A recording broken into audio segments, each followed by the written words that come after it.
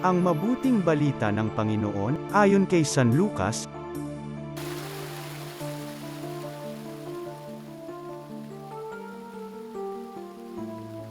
Ito ang lahi ni Hesukristo na mula sa angkan ni David na mula naman sa lahi ni Abraham. Si Abraham ang ama ni Isaac, si Isaac ang ama ni Jacob na ama ni Juda at ng kanyang mga kapatid. Naging anak naman ni Juda kay Tamar sina Phares at Zara. Si Phares ang ama ni Esrom at si Esrom ang ama ni Aram. Si Aram ang ama ni Aminadab, si Aminadab ang ama ni Naason na ama naman ni Salmon. Naging anak ni Salmon kay Rahab si Buz, at naging anak naman ni Buz kay Ruth si Obed. Si Obed ang ama ni Jesse na ama ni Haring David.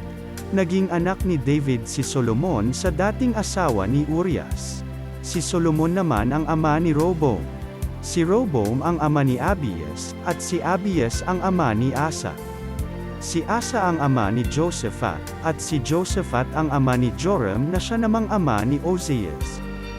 Itong si Ozias ay ama ni Jotam na ama ni Akas, at si Akas ang ama ni Ezekias. Si Ezekias ang ama ni Manases, at si Manases ang ama ni Amos na ama naman ni Josias. Si Josias ang ama ni Jeconias at ang kanyang mga kapatid. Panahon noon ng pagkakatapon ng mga Israelita sa Babilonya. Matapos ang pagkakatapon sa Babilonya, naging anak ni Jeconias si Salatil na ama ni Zorobabel. Si Zorobabel ang ama ni Abiad na ama ni Eliaquim, at si Eliaquim ang ama ni Azor.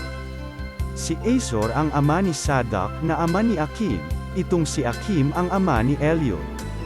Si Eluwad ang ama ni Eleazar, si Eleazar ang ama ni Matan na ama ni Jacob.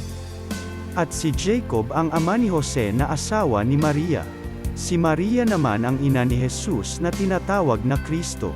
Sa Maktwi, 14 ang salinlahi mula kay Abraham hanggang kay David, 14 mula kay David hanggang sa pagkakatapon ng mga Israelita sa Babilonya, at 14 din mula sa pagkakatapon sa Babilonya hanggang kay Kristo.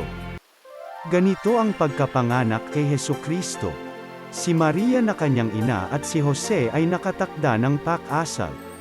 Ngunit bago sila nakasal, si Maria ay natagpo ang nagdadalang tao. Ito'y sa pamamagitan ng Espiritu Santo. Isang taong matuwid itong si Jose na kanyang magiging asawa, ngunit ayaw niyang mapahiya si Maria, kaya ipinasya niyang hiwalayan ito ng lihim. Samantalang iniisip ni Jose ito, napakita sa kanya sa panaginip ang isang anghel ng Panginoon.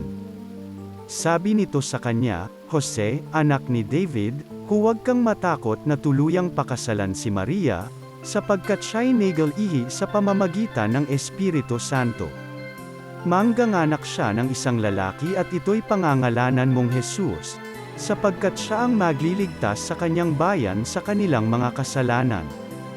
Nangyari ang lahat ng ito upang matupad ang sinabi ng Panginoon sa pamamagitan ng propeta, "Maglilihi ang isang dalaga at mangganganak ng isang lalaki, at tatawagin itong Emmanuel, ang kahulugay, kasama natin ang Diyos." Nang magising si Jose, sinunod niya ang utos ng anghel ng Panginoon, pinakasalan niya si Maria. Ngunit hindi ginalaw ni Jose si Maria hanggang sa maipanganak nito ang isang sanggol na lalaki na pinangalanan nga niyang Jesus.